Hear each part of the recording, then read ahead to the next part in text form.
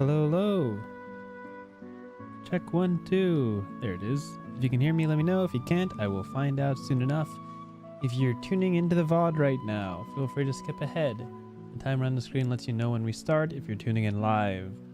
Hi, welcome back. Again, as always, the timer on the screen lets you know when we start. So take your time to get ready.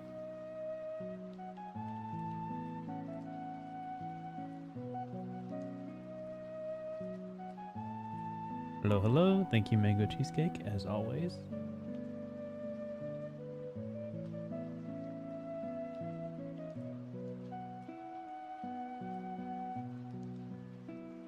Hey, what's up, Eric?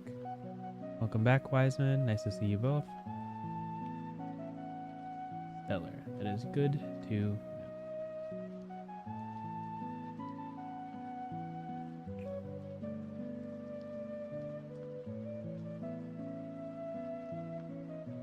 Okay, let me just make sure everything in the background is ready to go.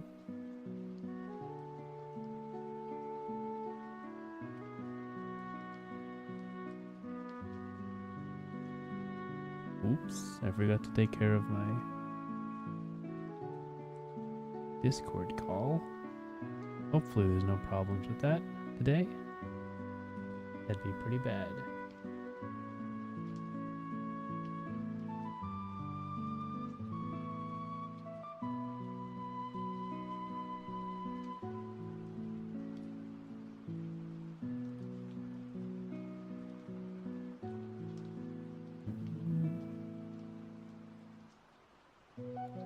For anyone who streams, there's this really finicky thing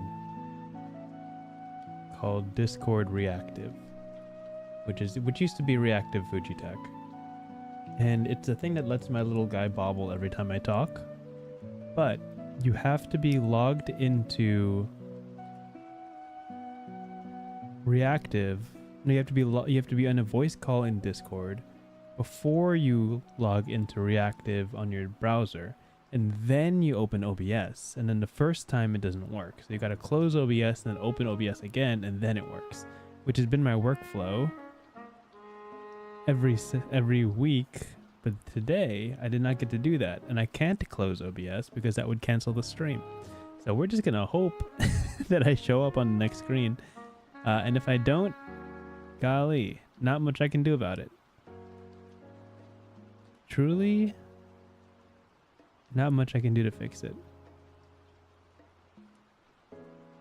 So, we're about to find out. Alright, checking chat. Hey, welcome back, Judd and Wink. Nice to see you guys. I can't just close OBS, right? No. Dang it, man. The one time I mess up. It's fine. You don't need to see my face.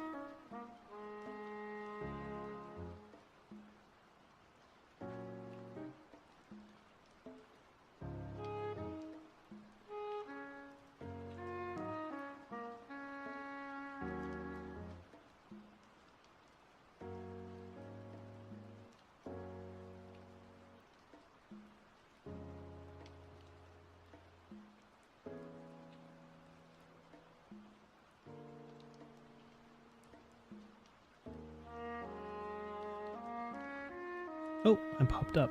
Great. It's all good now.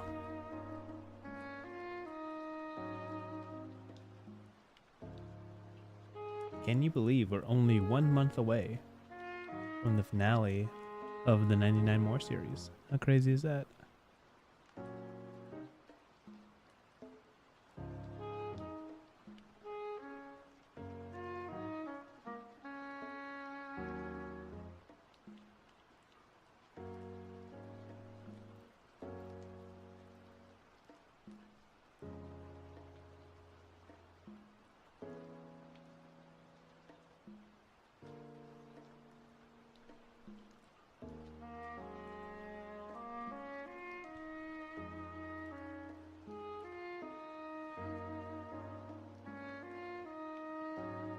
All right, let's get into it. Do I have what I need open? Yes, I do.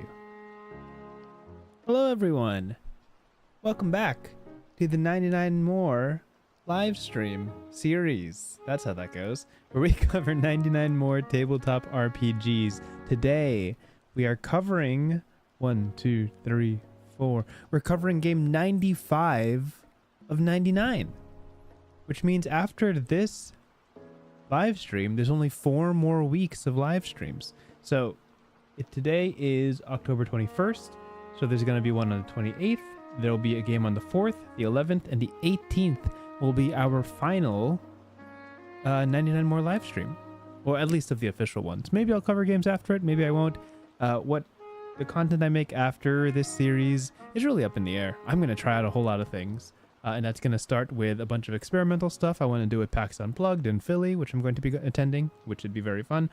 But let's not detract that we're closing in on the finish line, which is super cool. Again, this started in January of 2023. So it's been just under 30 years since we started covering or reaching towards the goal of 99 games covered. We've done well over 106, 107 streams, I think, just covering playtests and bonus content and things like that. But let's lock in and cover just one more game this week. Every week, just one more game. And today it is This World Is Not Yours by Travis D. Hill. This game, I know nothing about. Truly, very truly deeply, I know nothing about what's inside this game. But I did read the prompt of what this game is about. I read on the description, and I just thought it was so interesting. I love stories that cover. I love games that cover like time passing and generational themes, and that seems to be what the description is covering. It also has Sam Lee on the cover. Samantha Lee is a fantastic content creator who covers tabletop RPGs. One of my first inspirations in starting this series and believing that internet videos about games outside of the 5e sphere could work and be popular. Oh, look. Hello, Vicodin Primus. Thank you for subscribing. With those two things that I very deeply appreciate, I decided to cover this game. And we're going to be reading it for the first time. With that said, I don't think there's much else to say. I've got the PDF open. I've got where you can find it. Why don't we jump into it and see what this game's all about? This next page is not set up, so let me just check it real quick and make sure. Perfect. Okay. Let's jump over. This World Is Not Yours by Travis D. Hill. You can find it at presspotgames.itch.io/This World Is Not Yours. You can see that link in the description of this YouTube video. This is made by Travis D. Hill of Presspot Games. You can see their other works on their itch.io page, which they've worked on quite a bit of things, mostly small RPGs, but quite a variety of games they've released, and This World Is Not Yours is just one of many. With that said, you can look at this description to see if this is a game that you would like. It's surprising that I haven't run into this before. This came out 4 years ago, so I'm really intrigued on what it could be covering. But here is the general prompt. It says, "The world is slow to change, yet ever-changing, and we are mere players on tiny stages that we have somehow managed to make revolve around us. Fortunately, the world continues to spin despite our attempts to slow down time. With our time here, where should our focus lie? On ourselves? On the world around us? On each other? Ultimately, what legacy are we leaving behind when it is time to pass on? And what are we giving to those who come after us?" I think when I read this description, I was just starting a Freeren anime rewatch, which is heavy on the themes of what is the legacy you leave behind, what memories are important to you, where you invest your time and your energy is into the world or each other. And I just felt like this is so rooted in both nostalgia and legacy that I really wanted to tap in and see, how could you make a game about this? What about this can make a tabletop RPG?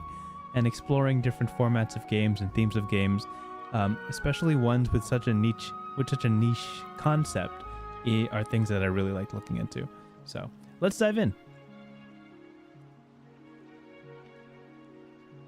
clicking things. Yeah, there it is. Let's read This World Is Not Yours. Perfect. We just read this. This World Is Not Yours, a game of generations, home and what you leave behind.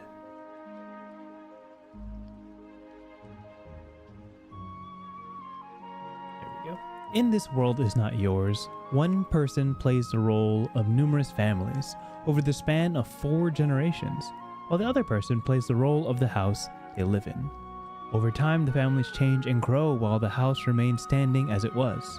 Small changes made as the families change. Throughout the game, families experience life themselves, focusing on their world, their house, their livelihood. But the house sees the world around it. While possibly changing internally, externally, the house remains much the same, witnessing the slow, shifting change the world brings. Materials needed: this scene, roughly 20 index cards or scraps of paper, writing utensils, and an optional deck of cards.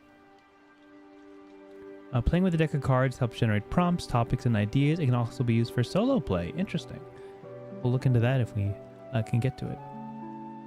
Before you play, take 6 index cards and place them in a row between the players. Leave space below for more cards. So this seems like a 2-player game, but it can also be played solo. On the far left card, so this one, players collectively determine the house's beginnings, decide and write when the house was built, what city or country the house is in, what its surroundings are. On the far right card, players collectively determine the house's end. Oh, interesting. Decide and write when the house finally empties, what physical state it is in, and what its surroundings are. If playing with a deck of cards, separate them by suit and shuffle each suit face down into separate decks, placed nearby. So you would be making 4 piles of different suits with these decks of cards. Oh, shoot, I forgot to post on Blue Sky that we're live. Let me go do that real quick. Hold on. I'm so professional. I'm so professional. Give me a sec. And we're live. Oh my gosh, we're doing it live. Great, cool. We did it. Hopefully nothing changed about the stream. Okay, cool. We've posted on Blue Sky. I'm so excited. Excited is a word. I'm so excited to tune into this stream 5 years from now and say, oh, I remember Blue Sky back when it existed. I fully expect a website like Blue Sky to be gone in 5 years. But who knows? Who knows? And replaced by whatever's next. Like Azure Beetle or whatever. Whatever comes next, you know? Social media is so transient nowadays. You know, that's also a side note. Speaking of things that pass with time, I'm super lazy tangent. When I attended PAX Unplugged 2 years ago, I'm like, I gotta be really official. I'm gonna make business cards for myself, right? One business card I have advertises this YouTube channel, right? The 99 More series and my tabletop RPG videos. And the social media icons are YouTube, Instagram, and Twitter.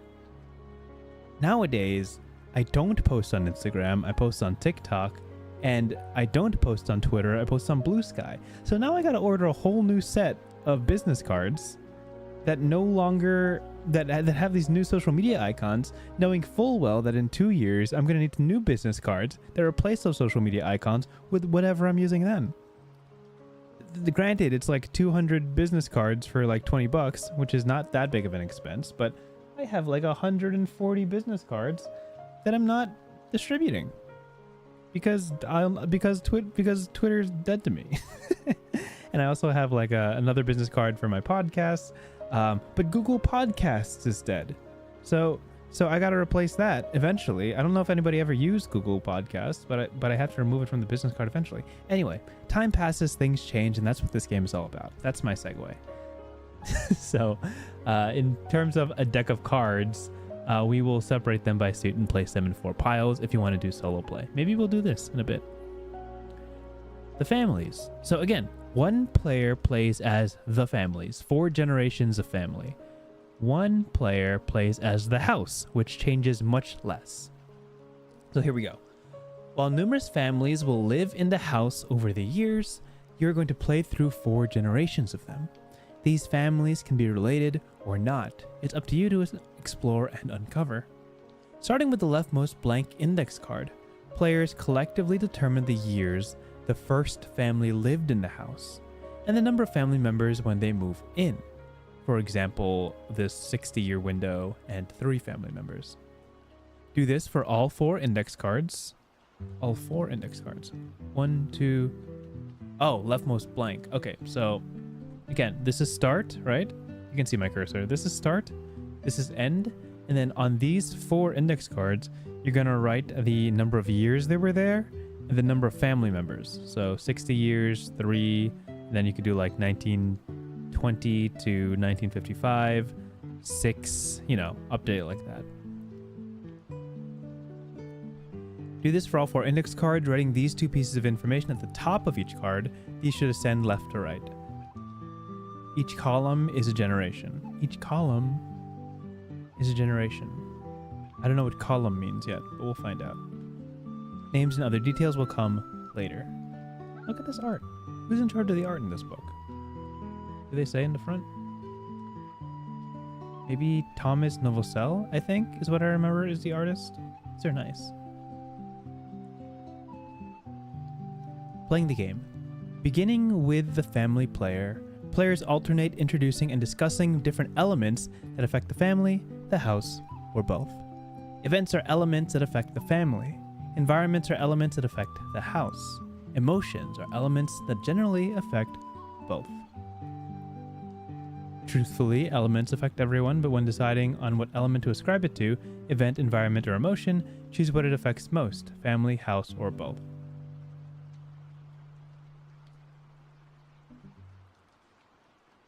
Got it. So they alternate introducing one of these 3. The players alternate introducing one of these 3 to affect the family, the house, or both. Got it. When introducing a new type of element, event, environment, or emotion. Hey, what's up, Triple Person? Today we're talking about This World Is Not Yours, a game about a house and the generations of family that lives within it. Very much a nostalgic legacy type game. Well, I can't say legacy because that's a genre of game. But like a game about legacies and memories and what you leave behind and what you change with your existence and presence. So far, to paraphrase, there's 2 players. One player plays as all the families that live in the house and the generations that live in the house, and the other player plays as the house. So we're finding out what that looks like, so to speak. So far, we've laid out the generations and the time windows that these generations exist. When introducing a new type of element, event, environment, or emotion, take a blank index card, write the element on it, and place it below the generations card. If that type of element has already been introduced to that generation, simply write it on the already present index card in that generations column. Got it. So under each index card, you can only have 1 event card, 1 environment card, and 1 emotion card, but on those cards can be multiple elements, so to speak.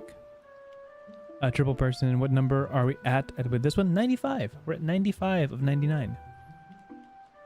The first time. Also, I've already decided the rest of the games. The next 4 games are already set in stone.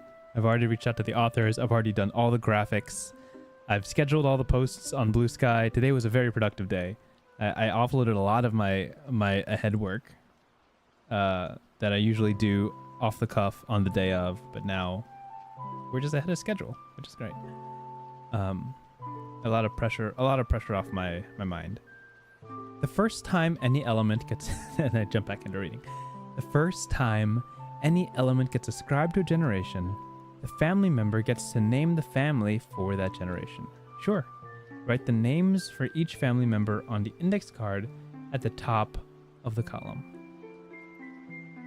Play continues until all generations have 2 or 3 of each type of element. Then the game ends. Okay. Pretty straightforward. So I'm going to read this in a second, but just to understand, the goal of this game is to kind of witness the transformation of this house with the generations of families inside. As you continue play with your second person, these families come into shape, their names, their numbers, and the events that occur to them while living here. And both players describe how those events impact the house and impact the family. It's a very kind of retrospective type story. And I feel like the interesting part so far, from what I've read, is what connects one generation to the next. How can the events of one family influence the decisions or the environment of the families ahead of them? It's a great thought experiment. Okay, so events. Only a house player can introduce an event. Events directly impact and affect the family. Only a house player can introduce an event. Events. Is event something different from what I've been doing? Oh, okay. So event is here. Events impact the family. Okay. So only the house player can do this. And I'm going to guess that the family player is the only one who can do environments. We'll find out. To introduce an event, the house player chooses a generation that the event affects. If there is not a card with an event below that generation, the house player takes a blank index card, writes events on it, and places it below that generation's family card, for sure. Then that house player thinks of an event that happens to that family. Here are examples. Twins are born. Oh, shoot. These are like real events. Okay. I thought it was like hurricane. Maybe the hurricane's probably environment. Events are like significant life events. I got it. Okay. Twins are born. Someone gets the job they wanted. A family member passes away. An uncle moves in. Typically, events are big things that change the trajectory of that family or alters the family dynamic in a long-lasting way. While the house player introduces the event, the family player elaborates on it. Answer the questions of who, what, where, when, why, and how. Got it. The family player can take as much time as they need to respond, elaborating and adding what they want. The house player should refrain from responding. Okay, so the house player sets up the event, the big picture event, and then the family player fills in the details of what that looks like. So, say twins are born. The who is the young mother, I suppose, who was expecting one. The what is they are having twins to someone they haven't yet married, and that's a big deal. Where? That's obviously happening here. The childbirth happens in a hospital nearby, but of course these twins move into this house, which is complicated because she has more family here, right? The when is probably right when they move in. We're just spitballing some brainstorming stuff. When is probably like the first year or two of them moving into this house. The why is the twins need somewhere to stay and they can't stay with the father because the father doesn't have a big enough place. So the situation is that the young mother is taking care of both of these twins. And the how. Obviously, a bit of poor planning on her part, but she makes it work. And the twins become integral members of the family. They begin to dictate daily life as we know it, and the house changes in the wake of it, you know. Different interior, different needs, supply storage, things like that. Next thing, environments. Only a family member can introduce an environment. This might be hurricane. Environments directly impact and affect the house. To introduce an environment, the family player chooses a generation when that environment affects. Judd says, does that mean the house is the one who decides if someone gets Cask of Amontadiode? I guess, if you want to tell that story. For sure. That's an event. Yeah. Where is that? Yeah, a family member passes away. Sure, that's an event for sure. And I guess if you want to lean into one of these generations having like a tragedy or a horror story, you could absolutely do that. And then the progression of the story is eventually like a haunting. The house is deemed haunted. Very specific families move in, either knowing this or not knowing this, and are differently affected. That could be a fun direction. I didn't even think about that. I was thinking very slice of life, very nostalgic. But it could absolutely lean into like different genres, like romance or horror or even sci-fi. If you want to go that direction, put the years up a couple centuries forward, for sure. Why not? So environments. Again, only family player can introduce the environment because it directly impacts the house. Then you make a card for it if it doesn't exist. Here are examples of environmental effects that could happen to the house. The neighboring forest gets torn down. A year-long freeze occurs. Factories begin to pop up around the town. For sure, yeah.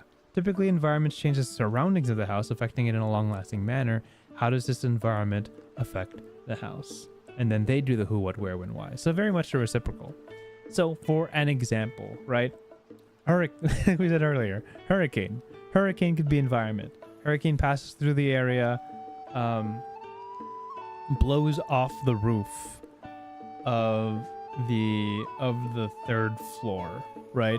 Which means that they have to cover it with tarps. The house is cold. Heating no longer works. The house has to be renovated because there's a whole lot of damage on the inside because of the rain. The winter is very difficult to the point that the family has to buy a whole lot of blankets to tough it out. Repairs cost a lot of money, and the people that they hired for the construction are less than reliable, so there's still a bunch of holes that need to be patched up, and there's a creaking that happens in the attic that is never quite fixed, even as the years and years pass, right? Those are the kind of who, what, where, when, whys you could attribute to one of these environmental events occurring. So it's very much reciprocal, right? The family player can inflict, I suppose it's the wrong word, can introduce environmental events, and the house player can introduce event elements, and environmental elements. That's what I meant to say.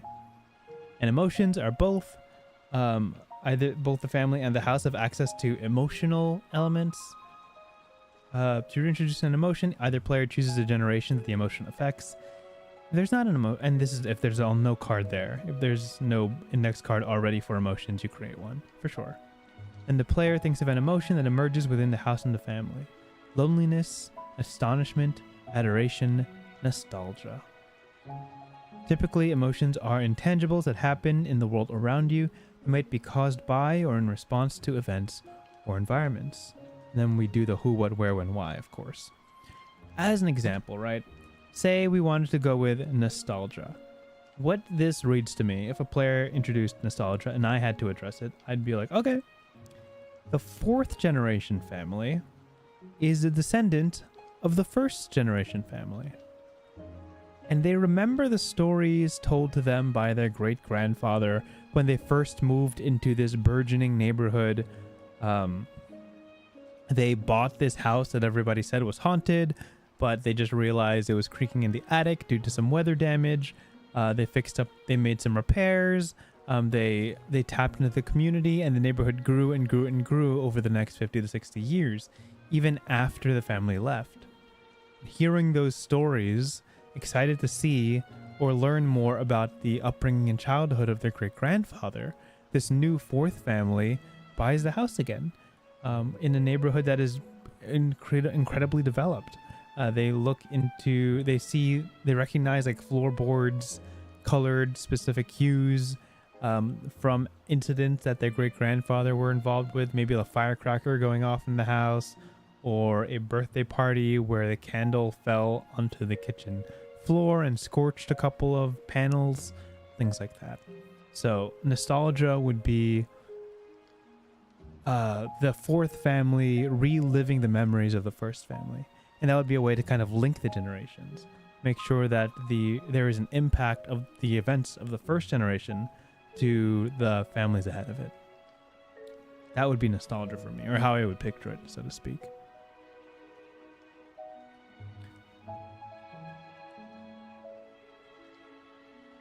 Ending the game.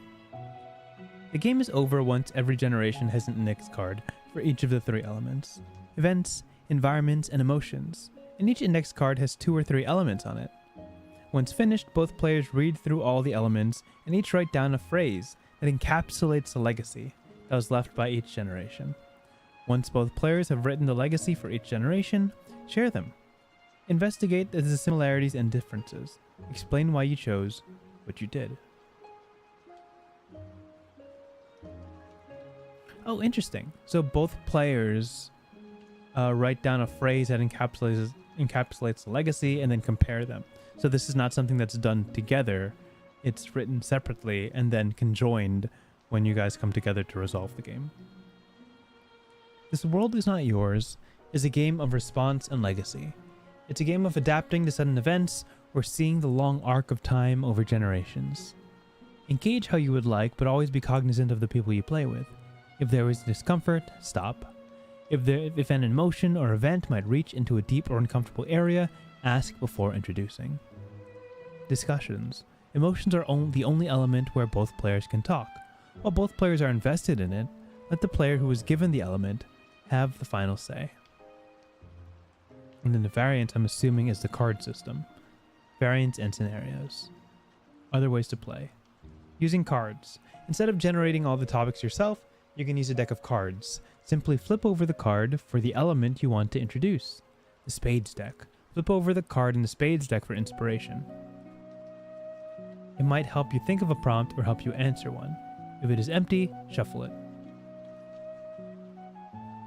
Solitaire play. Choose either the role of the family or the house. You can use a playing card to generate theme, prompts, and elements. Simply flip over a card as if it were a second person and respond. Solitaire gameplay can also be done by playing both sides, the family and the house. Right, this is what I pictured. Either way can be done as a solitaire journaling experience and or utilizing the index cards like in the 2-player game. Historical.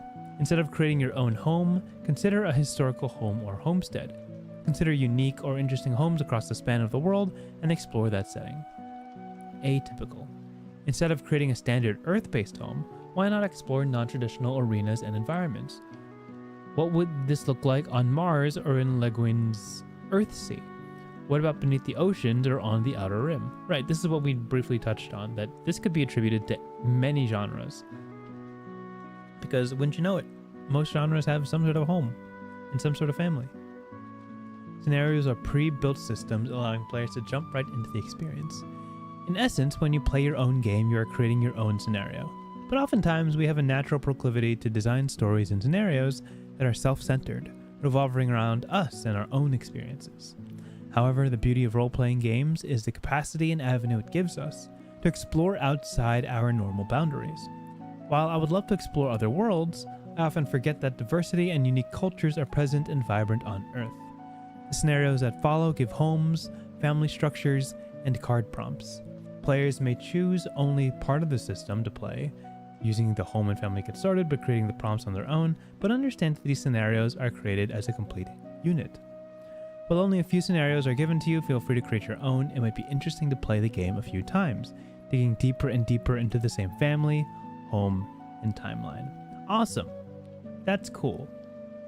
You know what this reminds me of? There's this fantastic game that we covered, I want to say over a year ago at this point, but it's one of the games I could never forget after we read it. It's a game called An Altogether Different River by Aaron Lim. It's a game about describing a town that you build yourself with you and your fellow players. And the crux of it is that you build this town in both the past and the present, making sure to outline specific changes between the two. Art looks like Shel Silverstein. Absolutely. I see it too. You know, in retrospect, Shel Silverstein, some of the poems are kind of creepy. I didn't realize that when I was a kid. But there's one that I can't forget, which was about like someone stepping into someone else's skin, and I never forgot it. But yes, the art style is exactly that. Where was I? An Altogether Different River by Aaron Lim is a game about creating your own setting, a town, a village, so to speak, but it changes between the past and the present. And your goal is to play as two different characters, one that stayed in the town from the past to present, and one that left the town between the past and the present, and comparing their perspectives on the world based on that gap in their shared experiences, which was always really cool. Oftentimes when I'm planning for running tabletop games, I have a setting and I just map out like all the important details, which is like, gosh, Dale Kingsmill had a fantastic list of like 5 things you write for every setting, and there's something along the lines of like economy, army, religion, population, something like that, something like that. But collaborative setting building is always so fun to me. I do it a lot with my co-host Merla on our podcast, Your Rivers Are Wrong, where we have a prompt for the setting and we just throw in ideas until something comes out of it. This reminds me of that, right? To take a setting and outline it from the perspective of time rather than a static present is so useful in mapping out cultural values, traditions, even like weather patterns and environmental impacts, right? Usually those would just be like 1 or 2 lines in the setting description, but when you map out a specific location on the spectrum of time, there's so much more nuance that you can reference to and be like, oh, I remember the blizzard of 87, or yeah, that house that stood on top of that hill. There used to be a neighborhood, but the rest of the hill has been drowned out and everyone moved away, right? It adds this layer of depth to the setting. And this looks like a fantastic way to build a family structure, actually, which is great, because I often, when I run games for people, be like, okay, tell me about the family. Tell me about mom, dad, sister, brother, aunt, whatever, people who are important to you. This sounds like a great way to make sure that the whole family's on the same page about what they've experienced, how that influenced their lives, and what traditions or values they have moving forward, which is super cool. I also understand that some people look at this and say, hey, that's not a game, right? Where are the numbers? Where's the challenge? Where's the conflict, right? But that's what's so great about games, right? That's what's so great about tabletop RPGs. This looks remarkably therapeutic.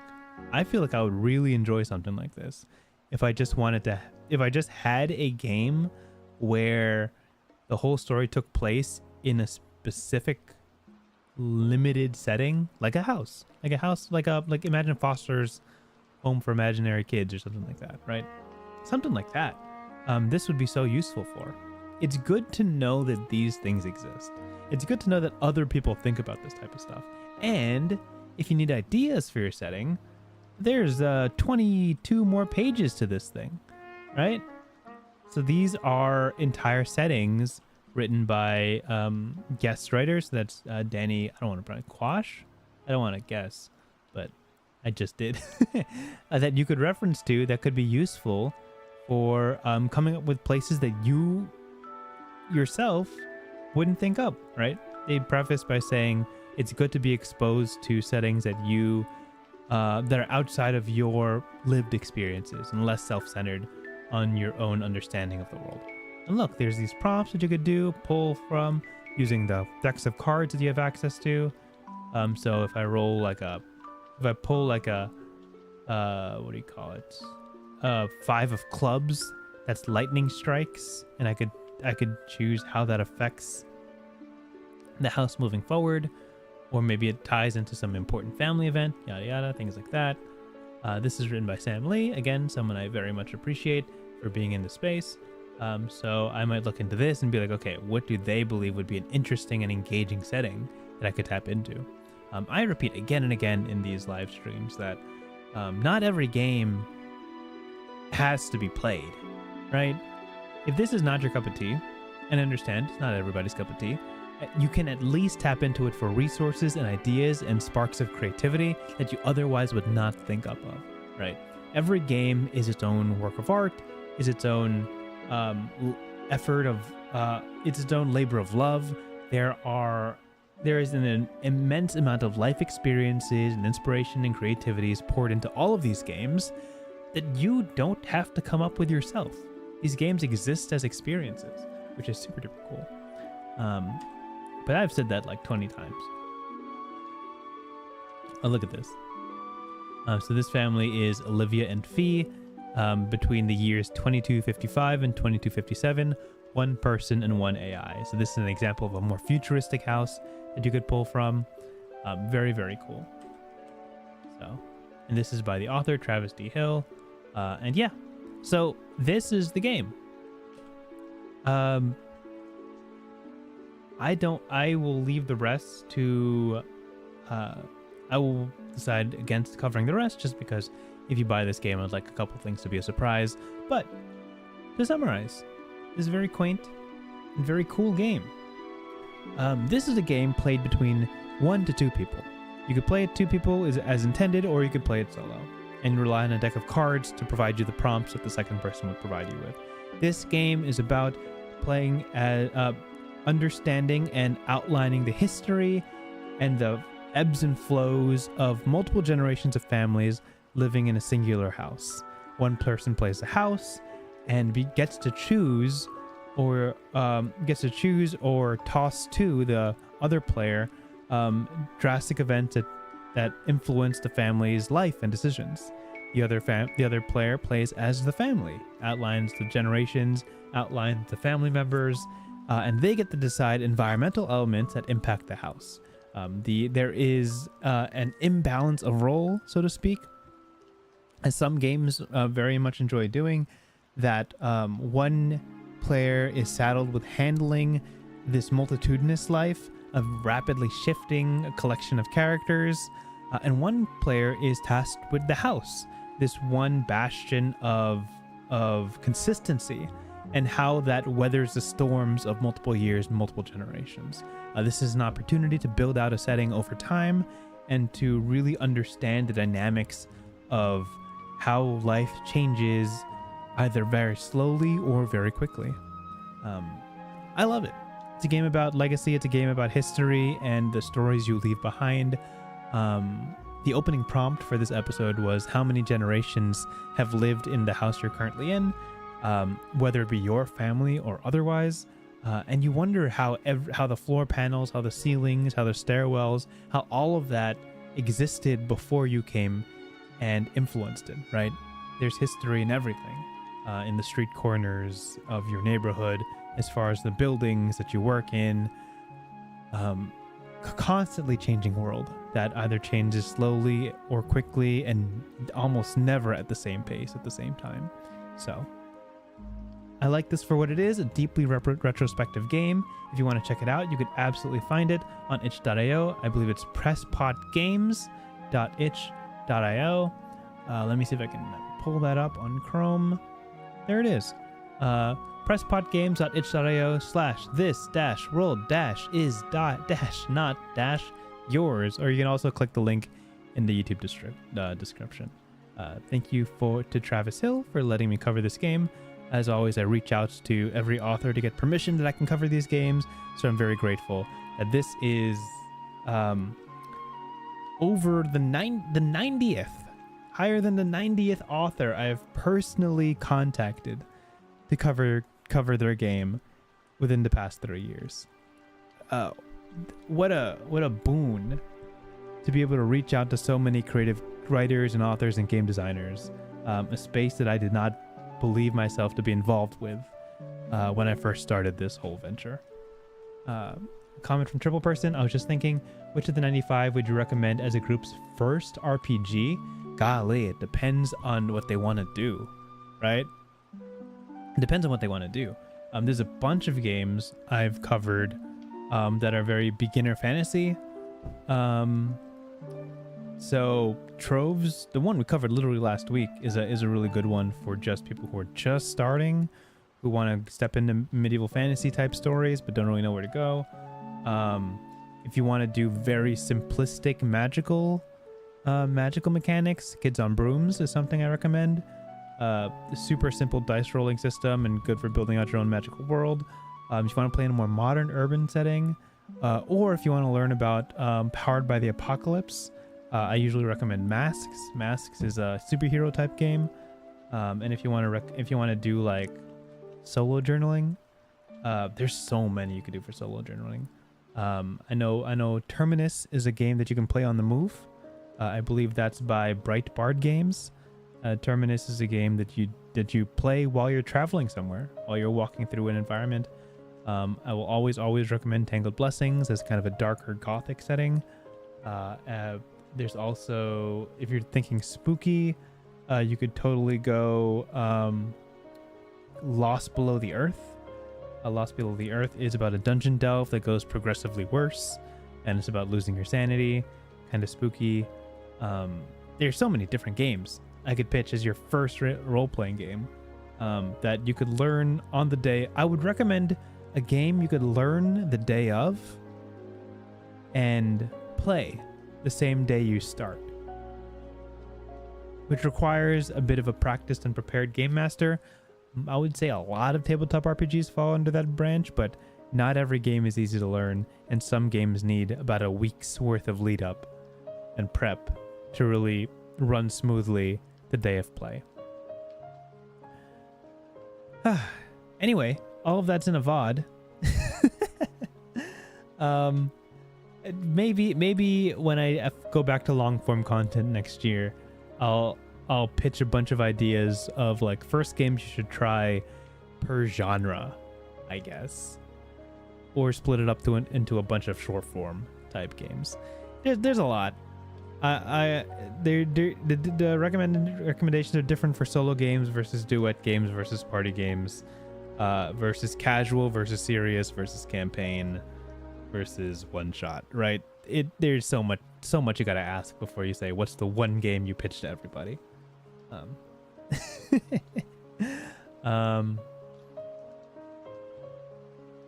Oh, I totally forgot. Last one I'd mention is Wanna Play Right Now by Clement Domergue, I think is how you pronounce it.